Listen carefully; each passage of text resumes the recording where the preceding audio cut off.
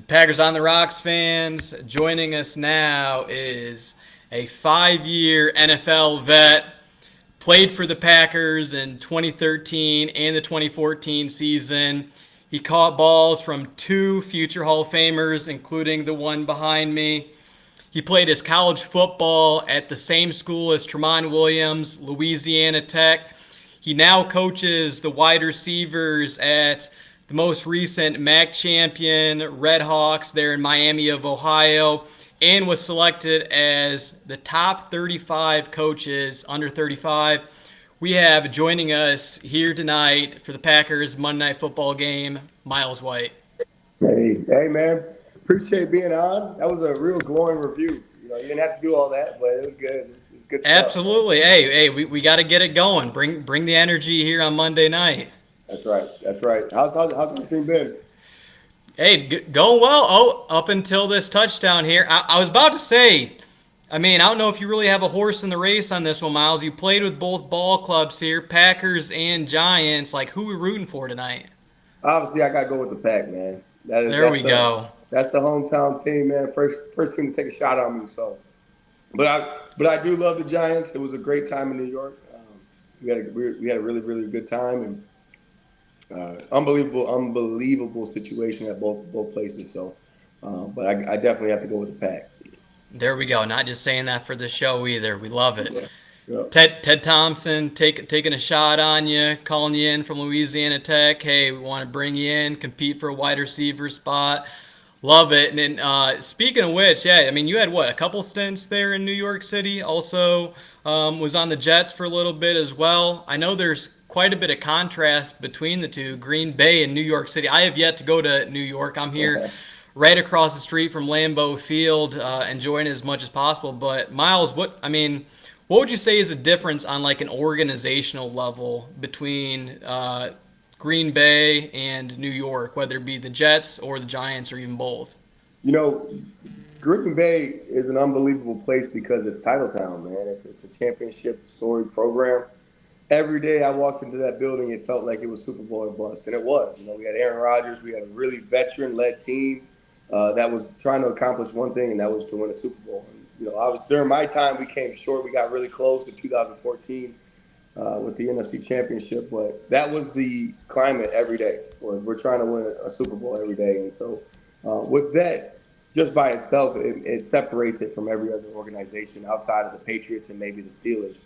Which I don't have. I didn't have any time over there, but that's what they say around the league. Um, in terms of the Giants, it's still a storied program, not as much as Green Bay, um, but just unbelievable place. Obviously, it's in the Big Apple.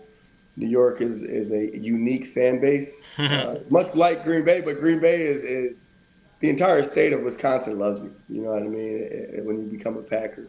Whereas the Giants is kind of like a house divided. You got the Jets, you got the Giants. You kind of got to know who you're dealing with. But at that particular point in time, the Giants, we were just kind of we were trying to figure it out. We were more so worried about making the playoffs versus trying to win a Super Bowl. Eli was coming to the end. OBJ was in his prime at that moment in time. So the contrast is a little different. Obviously, the cities are completely different.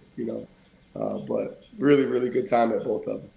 And fan bases, I want to say, are what, a little bit harsher on you there in New York City. They're talking about Green Bay East there with the Jets, Aaron Rodgers making his trip over there, the media being a little more heavy scrutiny with him as well. And speaking of Miles, entering into Lambeau Field, going in there, the feeling of it, the title towns, 13 of them to be exact. Did Mike McCarthy have any sort of like message before the 13 or 14 season? As Aaron Rodgers has been on record of saying that 2014 ball club was potentially the most talented that he's been on and could even match up with that Super Bowl team in 2010. Yeah, I mean, I think we signed Julius Peppers, and that guy is as decorated as it comes, and for good reason. He was just a freak show. And so with the addition of him, having Clay Matthews, having Tremont, Sam Shields, the defense was elite. We were playing great ball, and then obviously offensively with Jordy and Randall and Devontae had come into his own at that point in time. We were really, really, really talented, honestly. And so, yeah, to your point, I mean, unbelievable time, unbelievable team. I mean, we were blowing teams out. I remember we played, I think it was Philly at the time. We beat them by 60. Like, it was an unbelievable ball club. But in terms of Mike, Mike was just such a great and unique leader because he got everybody to rally around hard work. And I think that's what he does down. He's doing it down in Dallas too, where it's just kind of that blue collar feel that originally the Packers loved about him, where it was like we're going to be a hard nosed football club, and that's what we kind of rallied around and really bought into. And so, unfortunately, came up short, but nonetheless, it was still really a really really successful season.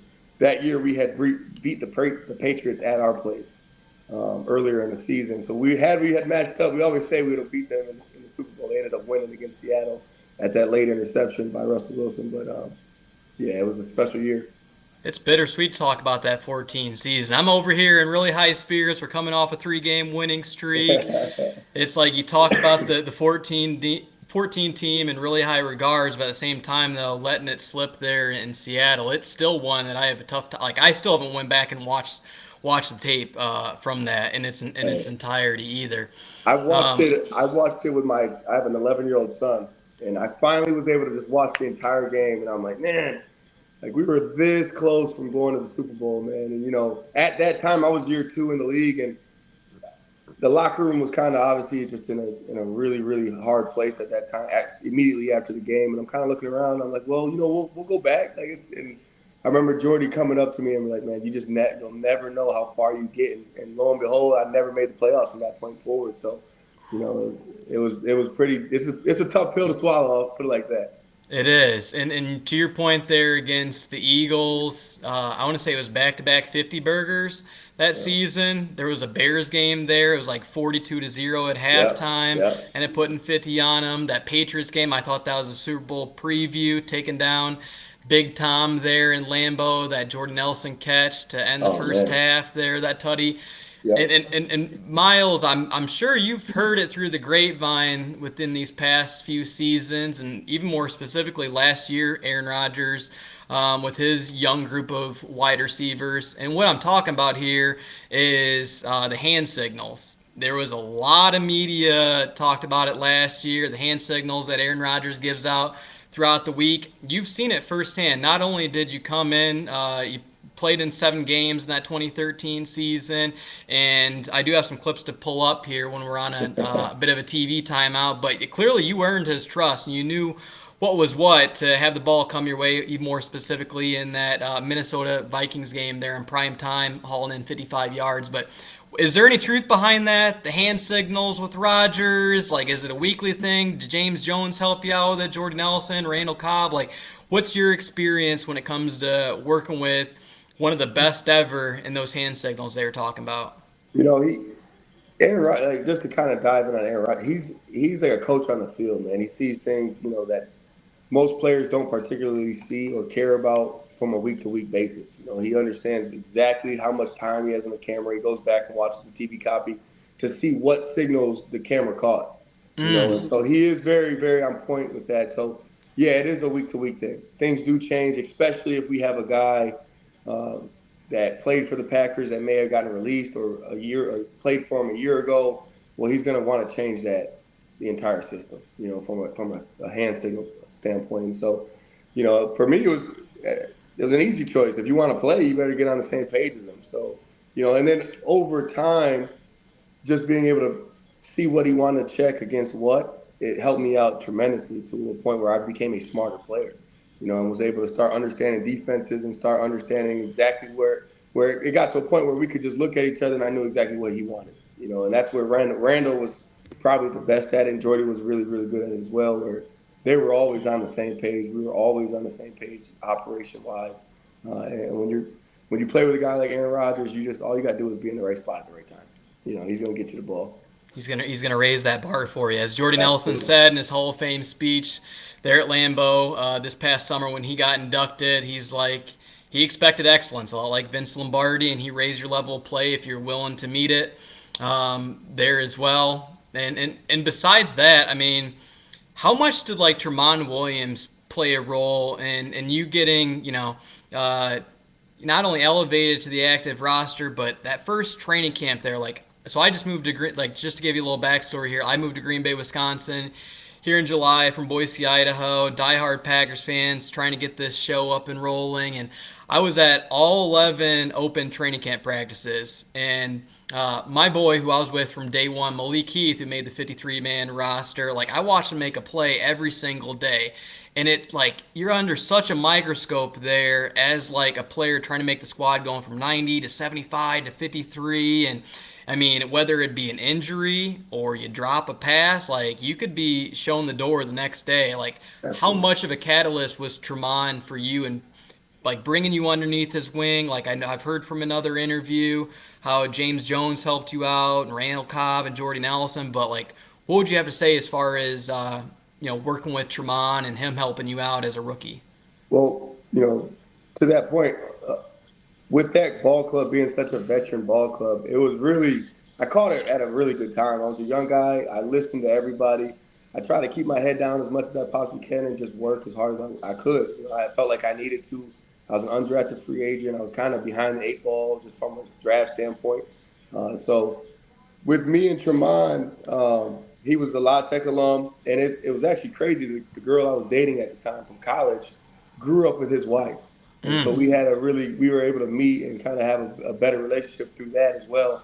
And JJ and him, James Jones and him, and all those guys kind of helped me out just with learning the plays, and and they knew how hard I worked, and I tried to work as hard as I could and put my best foot forward every single day. And so, I'm very thankful for those guys really taking the time to just kind of give me little tips and pointers here and there, because you're right. When you go to training camp as a young guy, you are under a microscope, especially at the Packers. Every practice that's open is sold out.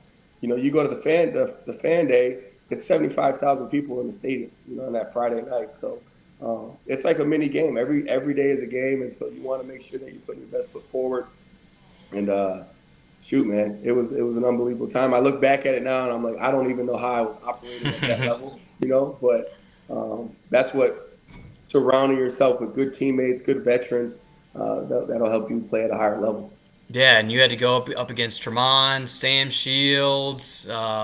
I'm trying to think of some other Casey cornerbacks on there. Hayward, Yeah, Micah Casey. Hyde, Casey. yeah, Yeah, Micah was from that draft class. I think Casey was as yep. well. I mean, they were loaded, and that was the year coming off of Charles leaving for Oakland there. Otherwise, then you're going up against one of the goats there. Miles, do you think there was a defining moment though, throughout training camp, preseason? There's a highlight on YouTube of you hauling in a spectacular grab against the Eagles there in preseason. But do you think there was a moment throughout that training camp you're like, you know what, I can hold my own here against the NFL, and I can be able to see myself having a future and not have to look at what the next career destination is?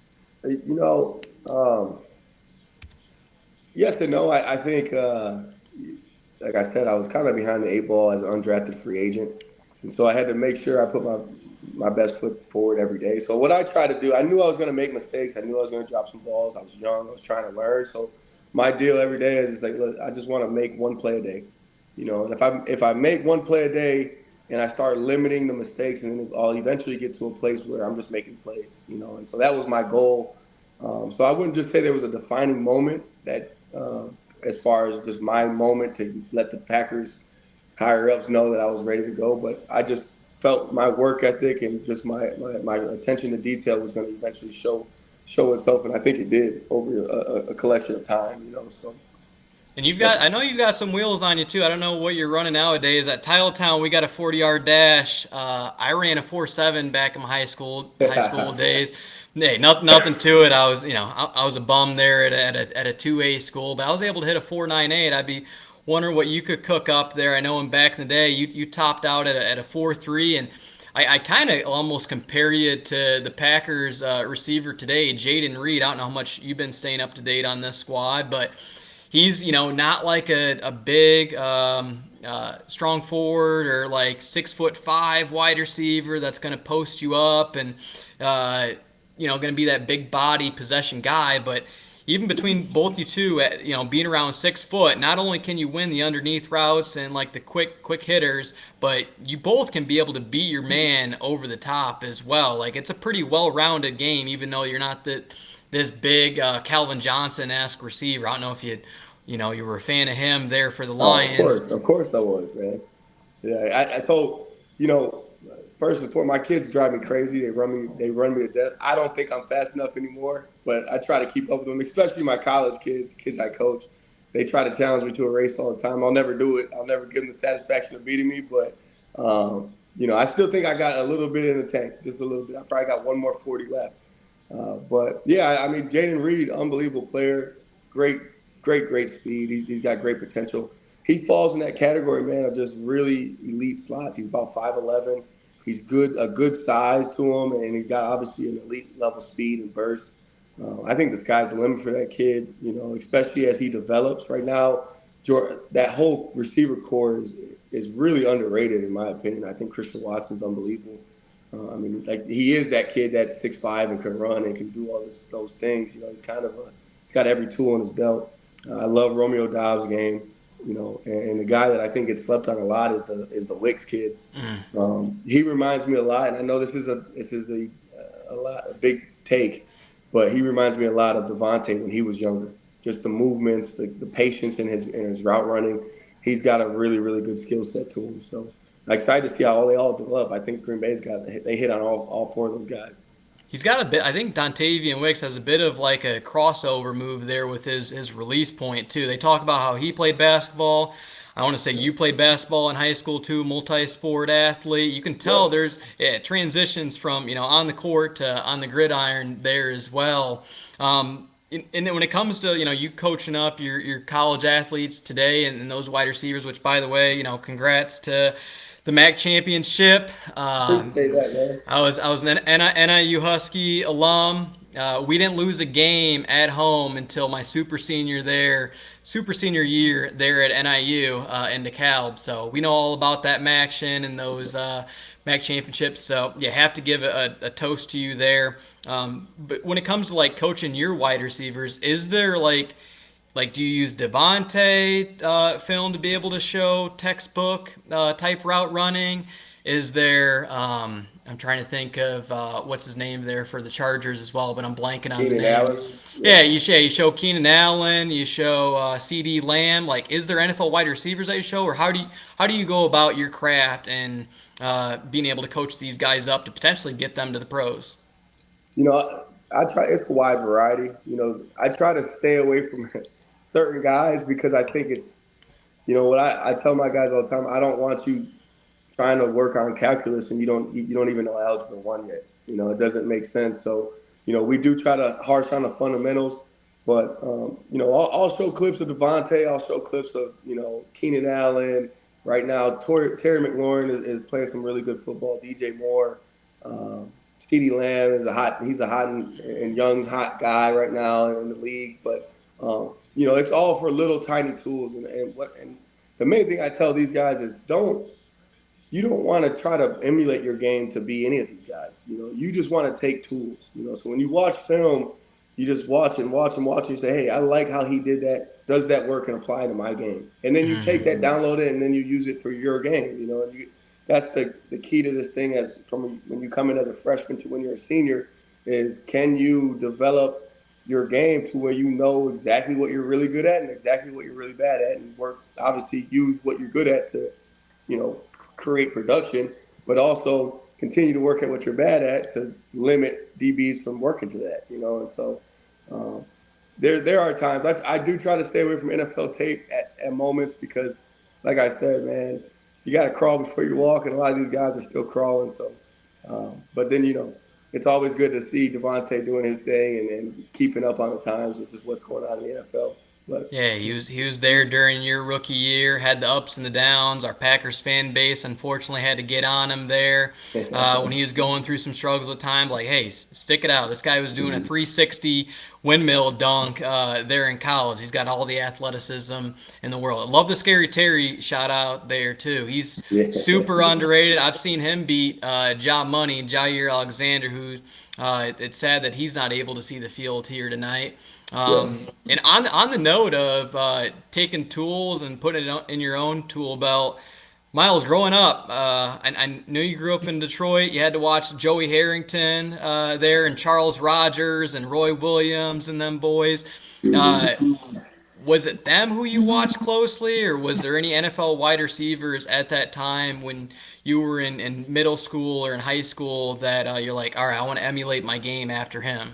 Well, yeah, Charles Rogers, obviously, just because he's from the state of Michigan, went to Michigan State. You know, if you're from the state of Michigan and play football, and you don't know who that guy is, then you're probably living under a rock. So he was definitely a guy that you watched. The guy that comes to mind, and again, I've always kind of been that way of I'm going to watch a plethora of different guys and try to see what skill sets match mine, what body types match mine. But the guy that comes to mind that I probably watched the most was Deshaun Jackson. At that time, I was like 6 foot 150 when I left high school going to Michigan State. So I felt like I was a speed guy, deep threat guy, which I was. And so just wanted to kind of see what he did that I could take and utilize into my game. And so, but he's obviously had a great career, probably a step away from the Hall of Fame. But, that's the guy that comes to mind just off the top of my head. D Jax, we have to thank him for that Super Bowl win. If he didn't return that touchdown there, and I want to say it was the Meadowlands before they went to MetLife, he returned that touchdown against the Giants. If he didn't do that, the Packers would not had a shot of eking in the playoffs that year. And No doubt. boy, he made a career. Just even like in his 12th season, he's still getting behind defenses. What do they say? You can't teach speed, and he's somebody that doesn't matter how far you're lining off the ball, he's still going to beat you deep. It was awesome. I think a part of the league is that's really cool is there's guys that you grew up watching that are obviously still playing. And so when I did get the chance to play against them 2013, we played Philly. They came to us. And I thought I was fast, and that dude is fast, like a different level of fast. Probably, I would put my money up his prime versus Tyreek. Like I think they're freaky fast, And so it was kind of disheartening because I was like, dang, it's different levels to the speed thing. But at the same time, it was just really cool to see some of the guys that you grew up watching and idolizing, and being able to compete against them. Yeah, and I'm trying to be a journalist over here. Like when you see Pat McAfee on ESPN, I did see you competed against Robert Griffin III in the hurdles. I want to say you ran against him in track. I mean, Hmm. yeah, there's different levels to this in No doubt. speed. Like Robert Griffin III, I couldn't imagine lining up. I'm seeing RG3 next to me, and I'm like, damn, I got to beat this guy here. Oh yeah, he smoked me. He smoked me. No, there's no doubt about it. Now I beat him to the first two hurdles. That's what I'm gonna take my moral victory on. But he was, at that time he was number one in the nation in the hurdles. Honestly, I think he could have been in the Olympics had he stuck with it and decided to not win the Heisman and be a first round pick. But that guy was freaky fast as well, man. It's been really cool just to see guys that you compete against throughout different levels and just the directions that they go. So really happy for him and where he's at in his career as well. And it shows the difference too. Not to get on track here for a hot second, but DK Metcalf, he even tried his hand at the 100-yard dash, and he held his own for like the first 60. But then they pulled away from him. Like that's a dude running at 240, and the rest of them are probably around like what 170, 180, and he's still keeping up. I'm like if he trained at this thing, he could probably No qualify. doubt, no doubt. He's a ball of muscle, and he's freaky fast, and we get to see it every Sunday. He is a. It almost looks like he was made in a lab. You know. I was a little bit nervous about him coming out of college. Remember at the combine, there were some comments about him. They're like, I see a semi truck making better turns than DK Metcalf and not being able to run the whole route tree. But look at him now. It No was doubt. yeah, it was against the Seahawks, and he put up like 23 miles an hour on that touchdown run, racing to the end zone. And on that note, Miles, you have like a Mount Rushmore of wide receivers in terms of, I mean, the GOAT word gets thrown around a ton, but if you had to say like your top four all time, who would it be? You're putting me on the spot. All right, I'm a little bit old school. I think obviously there's some new guys up and coming that are going to take the cake. But just during my time and up until right now, what I'd say is the top four. I think you got to put in Jerry Rice. He's the guy who obviously started this receiver play at an elite level. Uh, you got to go Randy Moss next. Like nobody had seen a guy like that, 6'6", 4'2", super productive, 3 catches, 3 touchdowns. That was his career. Um, Shoot, man, 3. I gotta go with Calvin Johnson. I think we were cut short on his career as a fan base because everyone's a fan of Calvin Johnson. Just that's Megatron, man. He's a different dude, freaky talent. Shoot, I wish he could have kept playing, man. If he kept playing, I think the numbers would have reflected just how great he really was. And then that 4th spot, man, it's a toss up. You could put Terrell Owens, you could put Antonio Brown.